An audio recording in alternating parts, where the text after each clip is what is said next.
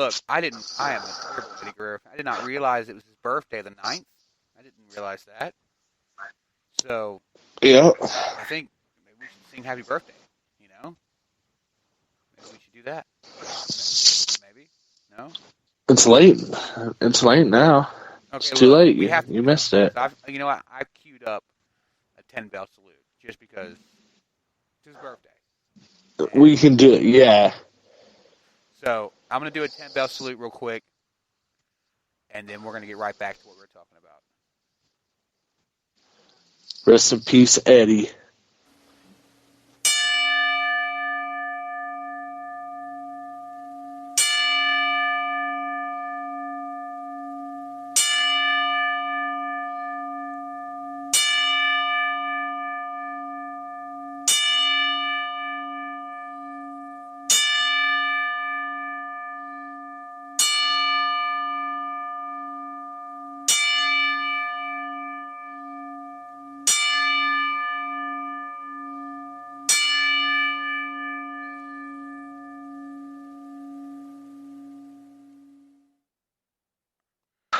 Back, guys.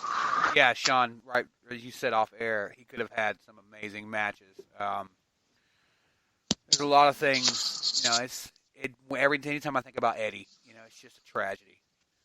I mean, same, man, like, even just, like, thinking about it right now, I get... Go ahead. I was just going to say, like, even right now, just, like, thinking about, like, the whole... He's the only wrestler that's ever died that, like, I cried like a baby, man. Yeah, like, it was, because I'd shaken his hand a month before, so, again, it was crazy, man. Just thinking about it still gives me goosebumps.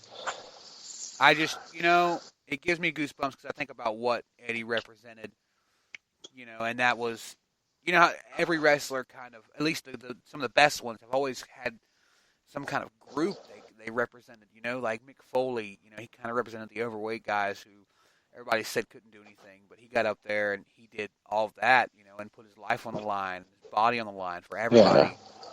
And he, you know, he did everything that he did, and he wasn't very pretty, you know, he was overweight, you know, he had a beard, you know, he looked like I do. You know, Eddie Guerrero got up there and he kind of represented this crowd of people who have had drug problems and did what they did, and they wanted a second chance, you know, and he was kind of the flag bearer for that crowd, the Second Chance Alliance, if you want to say. And he got up there and he told himself over again that he was the guy that WWE needed, and that's why he was given that title shot. He was given those matches, and he would get out there and he'd bleed all over the ring for it because this was his second chance, and this was his opportunity to show who he was, and he did it all for the fans. And, you know, he could have done anything else. He could have kept on the drugs, went to ROH, you know, worked there for the rest of his life, made enough money to survive, and he'd probably be still dead by now. You know, and you can tell the difference from, like, watching his old matches. Yeah. I'll call it the first phase of his career into the second. Like you said, when he got that second chance, that's when the second phase of his career started, and you can tell the big difference. Like, the more passion was there. Like, Eddie Guerrero, hands down, one of my top 4 wrestlers of all time. Can you imagine if he was still alive today, if he could see something like AEW? You know, he'd probably be over there. You know, I could see him racking up, you know, a collar and elbow tie up with Eddie, with Chris Jericho or Cody in the main event of Full Gear for the title. You know, I could easily see that. You know, him working with LAX to form a new LWO. You know. Man, Rest in peace, Eddie Guerrero. Too many what ifs. I want to see how old he would have been, you know, real quick before we continue. It should be like every time I hear that Johnny Cash Hurt song, again, it's like I get a little choked up. Makes me think of Eddie every fucking time because I always think that's about what they played during his tribute. He died on 3 days after my 13th birthday. Oh shit! Yeah, I remember. My sister called me. She lived in the town over from me at the time. I'm from Bakersfield. She lived in Taft at the time, and she called me. She's like, "Yo, Eddie Guerrero died." I was like, "Don't even fuck with me like that." I was like seriously, okay, whatever. She's like, I'm serious. I'm like, okay. So I went to school, and like soon as I got like walked into the gates at school, people were coming up to me. You know Eddie Guerrero died? Because like I've always been the huge wrestling fan. I used to wear my Stone Cold shirt and blue jeans to school. And what? Freaking I always had my wrestling shirts on, so like people knew I was a huge wrestling fan even back then. They were coming. You know Eddie Guerrero died, and like my first class, I remember going onto the computer and looking it up, and sure enough. And I was just like, holy shit. And then that night on Raw, they did the tribute, and I still have it recorded on a VHS somewhere. It's in my storage. But I just remember crying like a baby watching that. It was like I said, it's the only wrestler that's died that I felt like, and that's because like Eddie Guerrero at that point was my favorite wrestler. Like I loved watching Eddie Guerrero matches. Even when he turned heel and him and Rey Mysterio were fighting for custody of Dominic, and he went through that heel phase again in his career. Even then, I was still like a huge Eddie fan. Like I said, that second phase of his career is what captivated me, what made me fall in love with Eddie Guerrero's character. Yeah. As he was one of them unique wrestlers. He can do it all. He was a great tag team. He was great solo. He was great on the mic. Yeah. He was funny as fuck. He was one of them wrestlers that, like I said, he had it all. What's even more depressing about it is I looked at his age, and he would have been 52 Wednesday. Yeah. So that means he died really fucking young. Hold on. Yeah, babe. Yeah. 52. Yeah, he was young, yeah, man. He was a real young guy. You know, he will always be remembered. No. What is it? Hold on one second, Sean. Oh, sorry, babe. He was on charger. PlayStation. But anyways, I'm kind of in the middle of something. We can just move it along.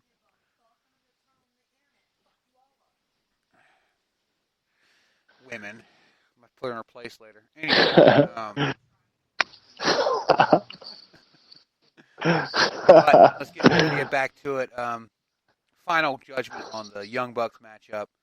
I gave it a 5. I think you said, what, did you give it a 5 as well? The Young Bucks, yeah, hands down.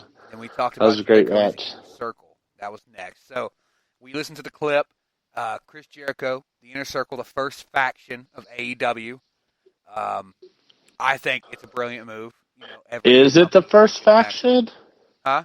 I mean, Dark Order's kind of a faction, isn't it? It kind of is, but I still consider Dark Order a tag team because the other members in the faction would be, you know, charging my phone right now, would be, you know, like fucking SCU's a faction. Those guys. The Elite's a faction.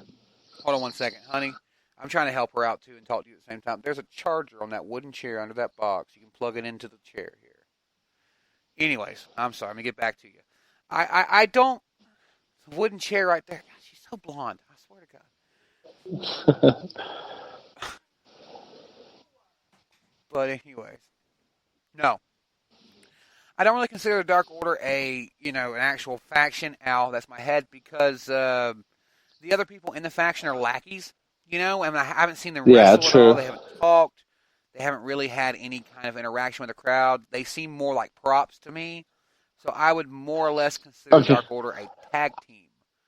But I guess. Well, SCU could you call and the the Best Elite, Friends and SCU a faction or just a trio? Well, factions 3 or more, right?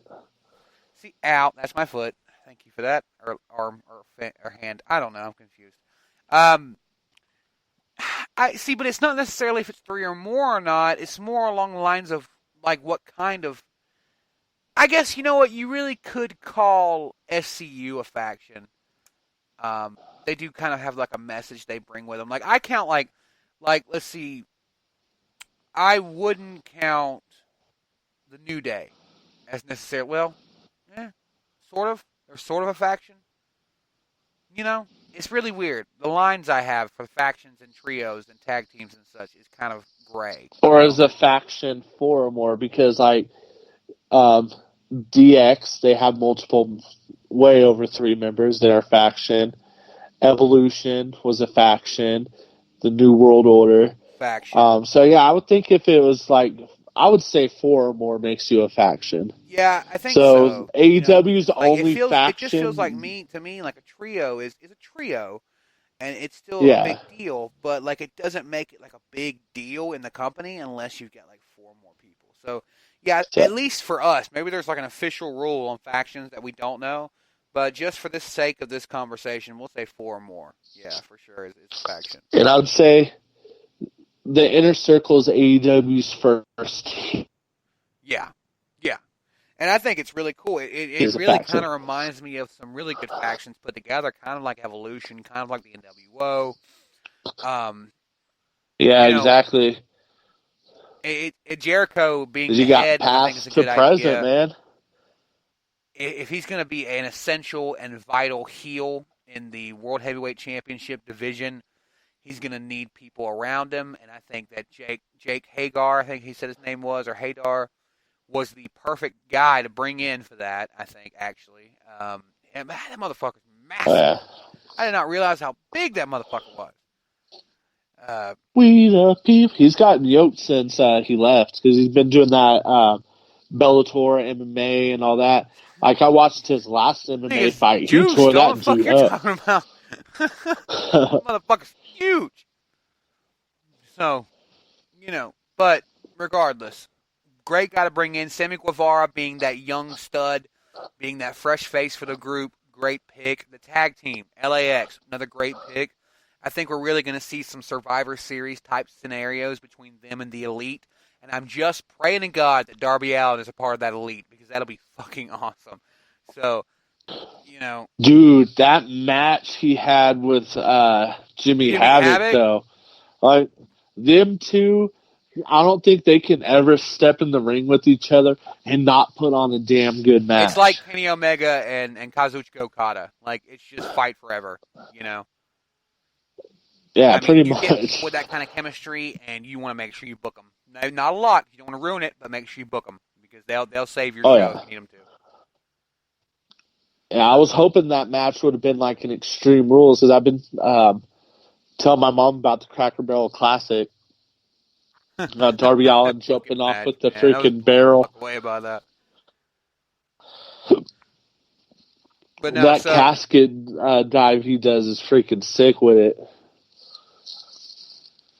Next up after that, I believe, was it the women's tag team match? I believe so. So yeah, the women's tag team match was really good. I'd say it was alright. One of my biggest issues with women's tag team matches that they've been doing is just because I'm not as familiar with the Chinese that they have included in AEW as I am with the others. Bea Priestley and what is her name? Britt Baker. Britt Baker. God, I keep forgetting her name. But Britt Baker and Bea Priestley, I'm very, fucking familiar with. I watched Bea Priestley in the UK with WCPW, God rest their soul, and I've watched, Britt Baker got it that time a bunch of times as well. But as far as Rio and Emiri Sakurai, I think her name is. I can't remember it completely.